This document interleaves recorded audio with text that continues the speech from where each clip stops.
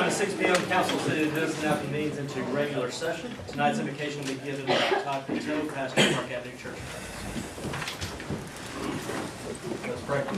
Father God, we come today and we just pause to recognize you as our Creator, and Father, we recognize our dependence on you. We recognize the great mercy and grace that you have demonstrated to us. Father, for this town, we're grateful. We're grateful for this board, and we pray for your guidance and wisdom as they deliberate matters relating to this city. Father, we thank you for the blessings that you have showered down upon us, and we pray that as we go forward that we may have a clear understanding of the matters at hand, that we may have purity of motives in the decisions that are made, and Father, that we may seek mercy and compassion to others as you have been merciful and compassionate towards us. Father, we thank you for all of those who serve this city. We're grateful for them being there for us, grateful for their service, for their giving of themselves. Father, we pray that as we live our lives, we will always be grateful to you for all the blessings that you give to us. Thank you for your Son, Jesus Christ, in whose name we pray. Amen. Amen.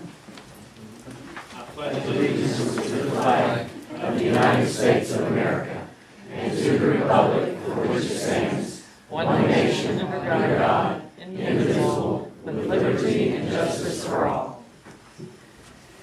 honor The Texas flag, I pledge allegiance to thee, Texas, one state under God, one and indivisible. We have three presentations today. Proclamation is going to start with my good friend Kat Tesser. Are you? I think actually I'm real shy, so Sonny Mack's going to do it. We all know that he is, right? So we were lucky enough to be the first host for the Denison Leadership Institute. So I'm going to ask them all to stand up and announce their name and where they work. It's been a good day. We took them to different places around town. They've been here since 10 this morning, and so they have definitely gotten a good overview of the city today. So Sarah, we'll start with you. Do I need to stand? Yes. Okay. Sarah Bergeron. My family owns Denison Chiropractic Clinic, and I run the front, and also a volunteer for Keep Denison Beautiful. So. Cindy McCullough. I'm a Denison native, McCullough native, and I own McCullough and Pearson Insurance. Howdy, I'm Marcy Schnicker, and I'm a district sales coordinator with Aflac, and my office is actually in Sherman, in Cindy's office. Bill Lee, and I'm realtor at Every Holidays Realtors down in Sherman. I'm Stan Huth. I work at Reese Foods as the trainer for the plant. Kerry Ray, president of J.C. Ray Inc. here in Denison. Brian Delano, I'm the director at the TMC Center for Wound Healing and Hyperbaric Medicine. Wesley Poole, operations at Main Street Lumber. Michael Luttrell, I'm the manager of Ratcher Funeral Home. John Schwittenberg, director of sales, Tanglewood Resort. Chris Miley, work for Denison in the Parks and Recreation Department. Joanna Cluck, I'm the administrator at Focus Care at Sherman, but I live here in Denison. Katie Palmer with Rondell Interiors in downtown Denison. Stephen Doss, Planning and Zoning Department, City of Denison. Kimberly Bowen, Denison Public Library. Janet Ventura with the Hilton Garden and Texas Benson. Paul Chaston, Hilton Garden, Texas Benson. That's all of them. That's it. Awesome. Kat, you don't have anything to offer? Jack Chesser, unemployed. Unemployed. Not employable. Maybe deplorable, but not unemployed. Understood. Well, Leadership Group, we're privileged to have you with us tonight. Thanks for showing an interest in Denison.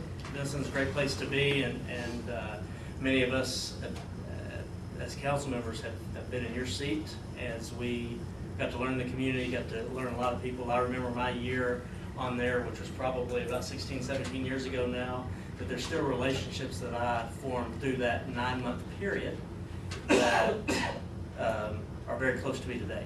And so you've got a great journey ahead of you. When do you go to Austin? We have not yet. Today was City Government Day here. And when? We will go Later to, in the year, we'll right? go to Austin this year in March. Okay. You learn a lot about the group in Austin. So enjoy your time there, and we're glad you're part of that. We have 2 proclamations. We're going to start tonight with the Domestic Violence Awareness Month. Is Anna here? Anna Brown? Yes.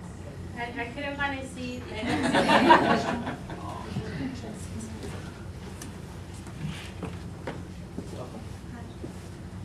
Good to see you. Thanks for coming. We have a proclamation from the City of Denison, Texas. Whereas in October 1987, the first Domestic Violence Month was observed. That same year marks the initiation of the first National Domestic Violence Toll-Free Hotline. And in 1989, U.S. Congress passed public law designating October as National Domestic Violence Awareness Month. And whereas domestic violence is a pattern of assault and bad behaviors, including physical and psychological, sexual, social isolation, stalking, and economic abuse that individuals use to maintain power and control over their partners. And whereas the crime of domestic violence violates the individual's dignity, safety, and basic human rights. And whereas children who are exposed to domestic violence experience feelings of terror, isolation, guilt, helplessness, and grief. And whereas teen dating violence is becoming more prevalent in our society, and we must seek measures to better educate our youth with healthy morals and relationships. And whereas domestic violence crosses all ethnic, racial, sexual preference, economic, age, educational, and religious lines. And whereas it is incumbent on every citizen to aid and assist those suffering from domestic abuse and let victims know that they have support and it is available. Whereas community partners like the City of Denison, local law enforcement, area hospitals, and organizations such as the Grace and Crisis Center and the City of Denison recognize that the dedication of these organizations to end domestic violence in Denison is important. Now therefore I, Jared Johnson, as mayor and on behalf of the citizens of Denison, Texas, do hereby proclaim the month of October as Domestic Violence Awareness Month in the City of Denison. Thank you.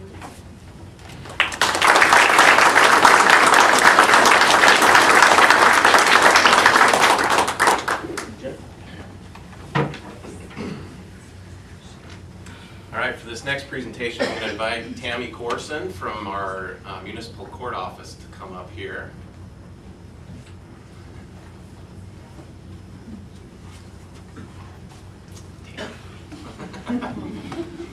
For those of you that know Tammy, you know that the smile she has on her face, she has on all day. And for the last few months, Tammy has had the opportunity to, I'm going to use math to help explain this. We usually have 3 municipal court employees.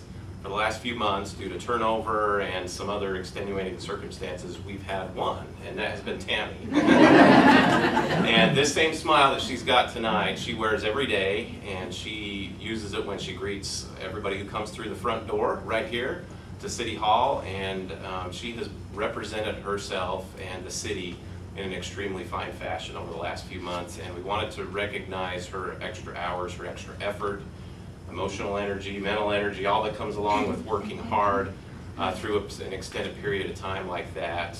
We wanted to recognize that with a Meritorious Service Award, and have Mayor Johnson present that to you and get a picture, and just thank you for all that you do, Tammy. Thank you so much.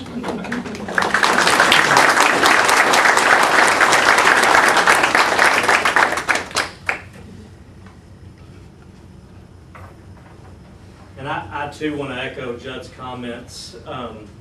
Tammy, what is so great about you, every time the public walks in or council walks in the front door, you don't necessarily know if they're there for court, but you know they're here to need something from the city. And you always greet them with a smile. We wish we could duplicate you at every door in every building on this campus. So thank you so much. I appreciate it. You know, I'm fortunate because everybody took care of me. The water department took care of me. The finance upstairs took care of me. I could not have done it without everybody. I appreciate it very much. And I told Renee, I said, I don't cry very pretty.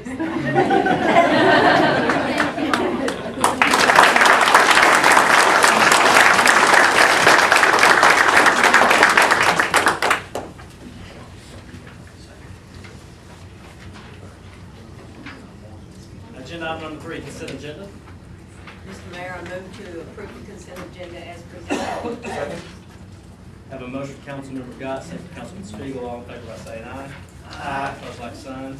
Motion carries. Agenda item 4A, public hearing, 4A, receive a, before whole discussion, take a public hearing, receive testimony on unsafe structure at 412 West Monterey, Ms. Floyd.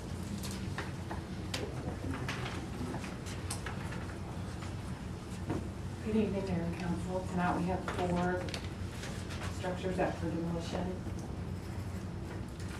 First one is 412 West Monterey, and on September 28, 2017, Thomas D. Rossler and Gina S. Rossler, a living trust, were given notice to repair or demolish the structure at 412 West Monterey. The owners have failed to comply with the notice. The structure is unsafe in accordance with Chapter 5, Article 8, Section 5-833, H and G of the Denison Code of Ordinance. This house is open, which constitutes an attractive nuisance. There's some foundation issues with it. This is an accessory structure. And this is the journey inside. This is a public hearing. Is there anyone here wishing to speak to this property? This agenda item? There being none, the public hearing is closed. Questions from council? And a motion. Move to approve.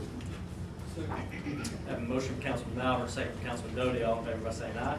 Aye. Opposed, like sign. Motion carries. Agenda item 4B, public hearing on unsafe structure at 617 West 4th. Ms. Floyd. On September 28, 2017, the estate of Elizabeth Circles was given notice to repair or demolish the structure at 617 West Florence. The owner has failed to comply with the notice. This structure is unsafe and a fire hazard in accordance with Chapter 5, Article 8, Section 5-833, G, H, M, and N of the Denison Code of Ordinance. This structure is also open, creating an attractive nuisance. There's some foundation issues with this. The siding has holes in it all the way through to the interior. This is a picture of the interior showing some water damage. And this is the rear portion of the house. Okay, this is a public hearing. Is there anyone here wishing to speak to this agenda item? There being none, the public hearing is closed. Discussion with council. Motion. Move for approval. Second. Have a motion from Councilmember Gott, second from Councilman Spiegel, all in favor by saying aye. Aye. Opposed, like sign. Motion carries. Agenda item 4C, public hearing on an unsafe structure located at 1115 South Rusk Avenue. It's the garage portion of that property, I believe. Right, Ms. Floyd? On September 28, 2017, Deborah L. Davis was given notice to repair and demolish the structure at 1115 South Rusk. The owner has failed to comply with the notice. This structure is unsafe in accordance with Chapter 5, Article 8, Section 5-833, N and N of the Denison Code of Ordinance. This property has substantial roof damage to it. It's not weathertight. There's some foundation issues with it.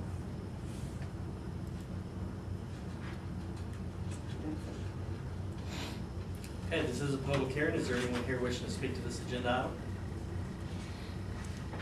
There being none, the public hearing is closed. Discussion from council. And a motion. Move to approve. Second. I have a motion from Councilman Beck, second from Councilman Malvern, all in favor by saying aye. Aye. All opposed, like sign. Motion carries. Agenda item 4D, public hearings on unsafe structure located at 1119 Martin Luther King Avenue, also known as 1200 Martin Luther King Avenue. Ms. Floyd. On September 29th, Piazza Investment Group LLC, in care of Charles Piazza, was given notice to repair or demolish the property at 1119 Martin Luther King, also known as 1200 Martin Luther King. The owner has failed to comply with the notice. The structure is unsafe and a fire hazard in accordance with Chapter 5, Article 8, Section 5-833, C, F, H, and N of the Denison Code of Ordinance. This structure is open, which creates an attractive nuisance. There's several old doctor's offices here, and they're all open, and they all look this bad or worse. This is a canopy, so a walkway, and it's falling apart. Structure's also not weathertight. The taxes are current on this. Mr. Piazza did take out a permit on September the 8th to do some demolition work to the interior, the windows, the sheetrock, the exterior, maybe some roof work. As of yet, he hasn't started that work, but he is here to speak. A record of the violations, notices, and unsafe condition of the property are on file in the building department. Staff is recommending council declare the structure an unsafe structure and order its removal. This is a public hearing. Is there anyone here wishing to speak to this agenda item?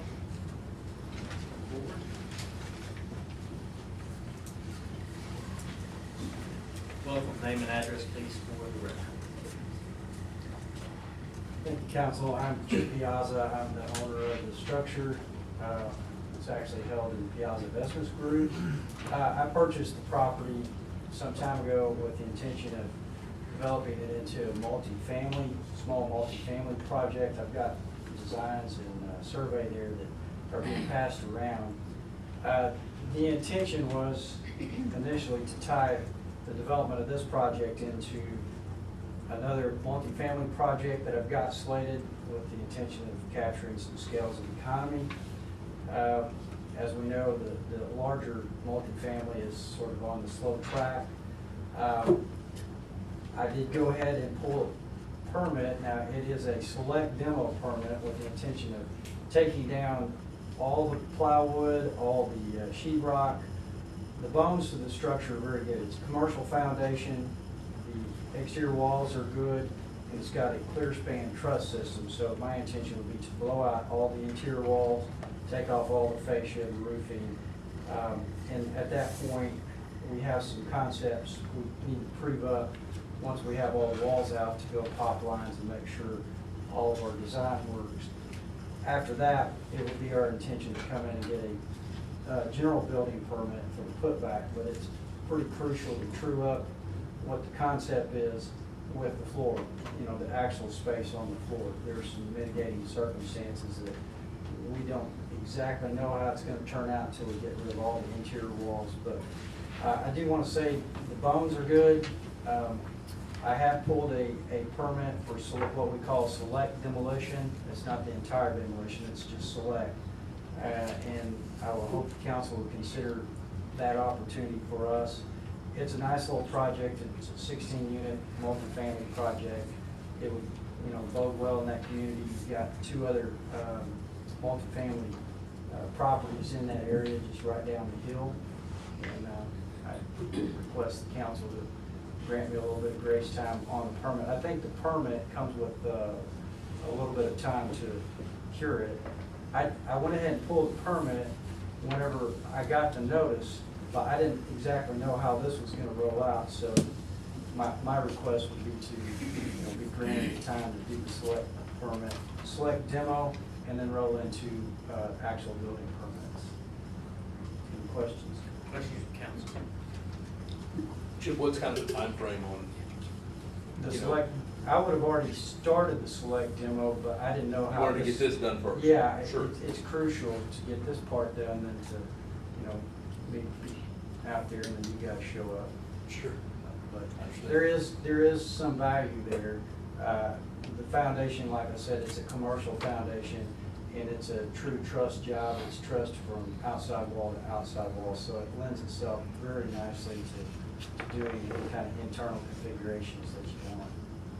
But as far as, so on the select demo, is that a month-long, 2-month-long process? I would say, probably in the neighborhood of 6 weeks to Okay. 2 months. Okay. And then as far as the putback, is that a? I would need a little bit of time on the architectural side. What you're looking at there is concept at best, and we're still playing around with some of the mix.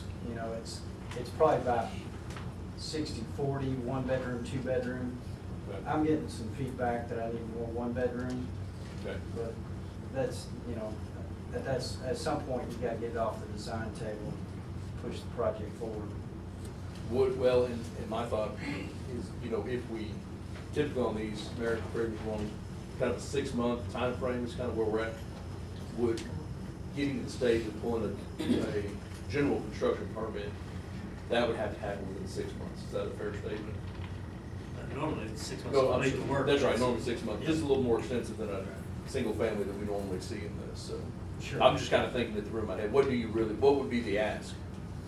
As far as time Well, frame? I would say I need 6 months to true it up. I mean, I don't think the demo would take that long, but to go through DDs or the design. Sure. I'm probably gonna need, everybody's really, really busy in the marketplace right now. I would hate to commit them for anything sooner than 6 months. Okay. But I do think it would be something nice, you know, out on that side of town that, you know, address some of the market need. But reality would be, it would need to be more like a 12-month extension in order to accommodate the design and the construction.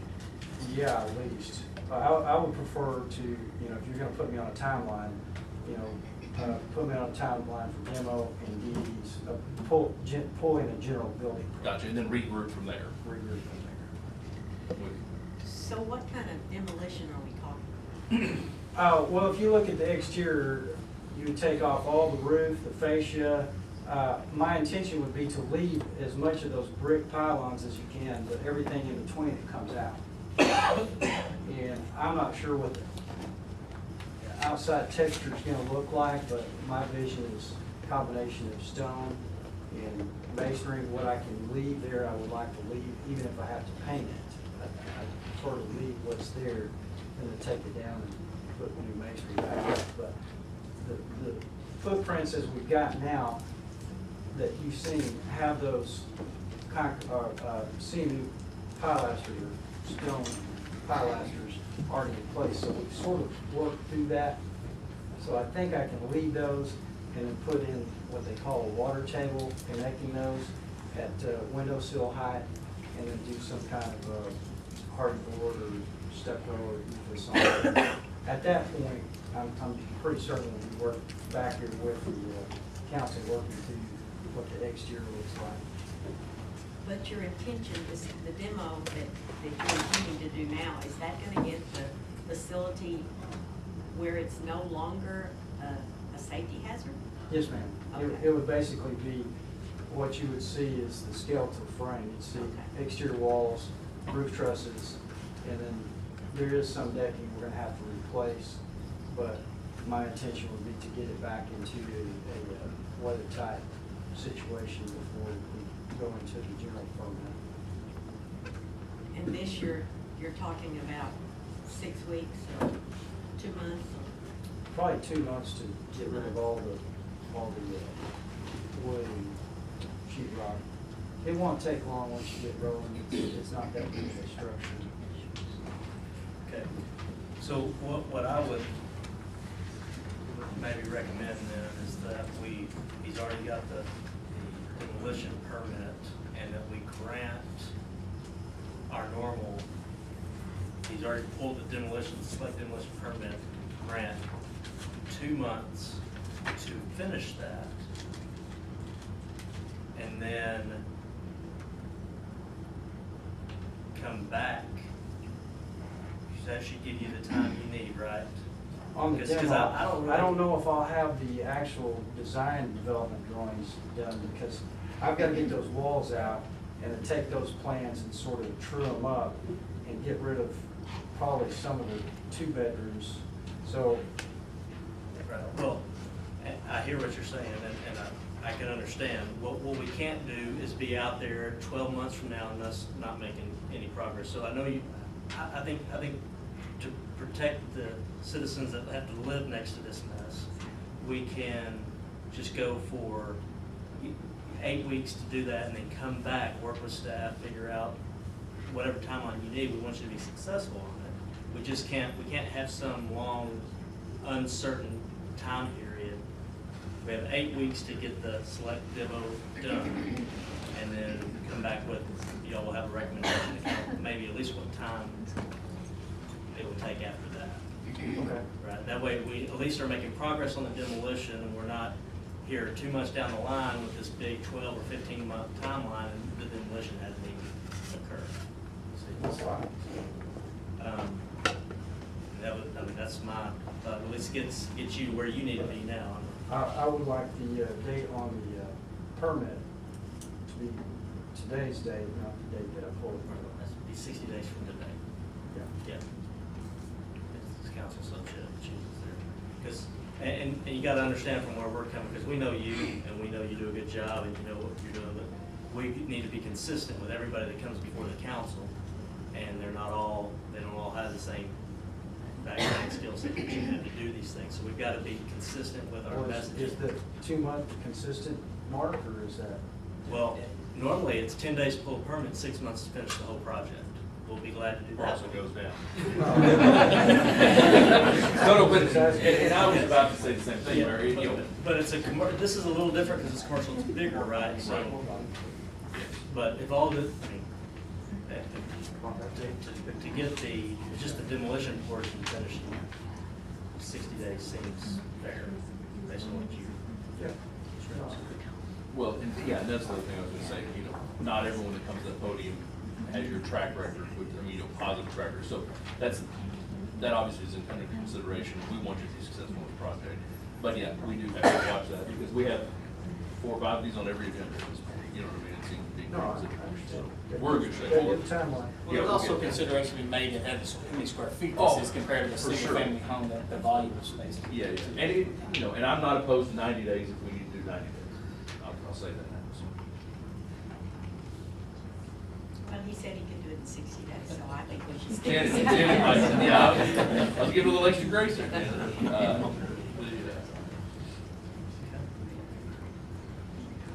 other questions?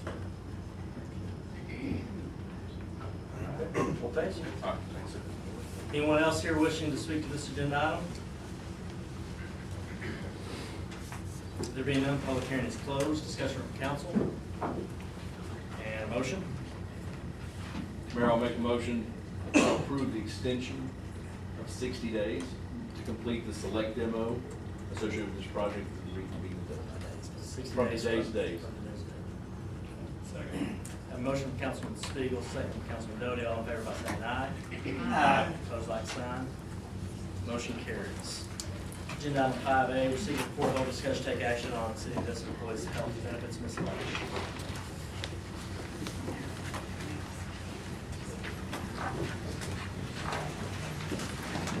I haven't even said anything yet, and I already went to Mayor, members of the council, due to the increases of 15%. Congratulations, Sandy. Thank you. Oh, you have to.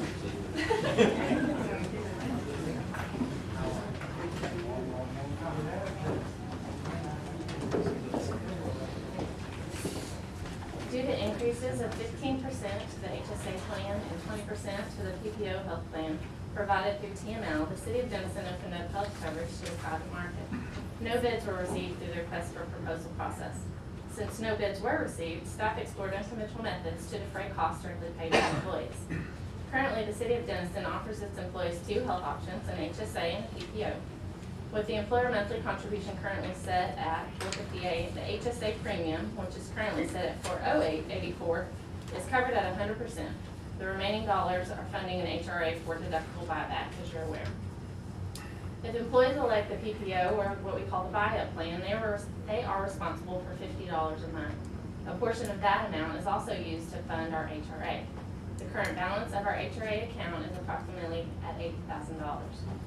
Due to the increase in premium, the 458 provision no longer will cover a plan at 100%, as the cost of the HSA employee-only premium is now at $470.18 a month. The PPO premium increase brings the cost of the employee-only option on that plan to $572.20. As healthcare costs continue to rise, it is becoming more evident it is no longer feasible for the city of Denison to cover the cost of the health plan in full without increasing the employer contribution or passing a portion along to the employees. For this fiscal year, staff recommends reallocating funds from the HRA balance in order to make whole the premium for the HSA plan. At an additional approximately $13 a month per employee, the total cost would be around $40,000. Staff further recommends continuing the HRA on the HSA plan only, using employee contributions, and suspending the HRA for the PPO plan. The PPO plan enrollees generally buy up for a particular reason, as they are generally high utilizers of the plan. With such an increase to the premium of the PPO, an additional amount to fund the HRA would make the employee cost really unaffordable for many. And I would be glad to answer any questions you have based on our recommendation. You got the corresponding spreadsheets in there, right, that kind of show. Correct. So on the spreadsheet, you have the HSA plan on one page and the PPO plan on the second page. You will see fiscal year 17 at the top and the recommended proposal for 18 at the bottom of each page. And it outlines how those plans are funded and paid out. Specifically the employer portion, HRA portion, and what we pass along to the employee per month.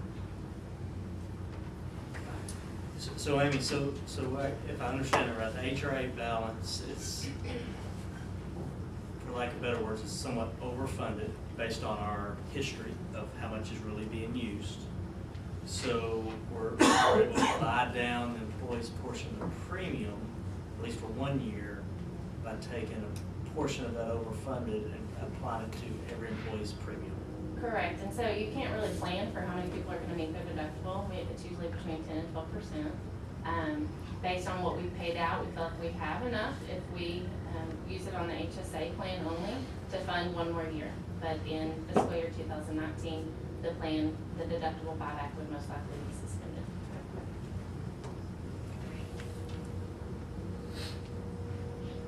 You know, Amy, we visited a little bit before council meeting as far as just some of the details to the plan. You know, I want to applaud your efforts as far as the creativity and trying to make this work and try to take care of our staff. You know, I know this is a challenge. Being in the industry, I can tell you right now that these rates are not unreasonable. I mean, people in the private sector are paying even higher than this, and so it's encouraging to see that we're still maintaining that benefit for our staff.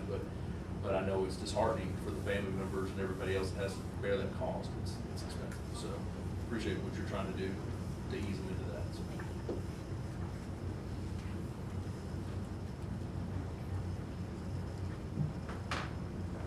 Any other questions? And a motion? I'll move for approval. I'll second. Got a motion from Councilmember Guy, second from Councilman Spiegel, all in favor by saying aye. Aye. Opposed, like sign. Motion carries. Council will now go into executive session pursuant to Chapter 551 of the Texas Government Code to consult with the city attorney on pending litigation with 715 West Sears, pending litigation on Brown versus City of Denison, and also to discuss economic development negotiations pursuant to Chapter 551.086 on projects with the Denison Development Alliance and pending negotiations. Time is 6:30.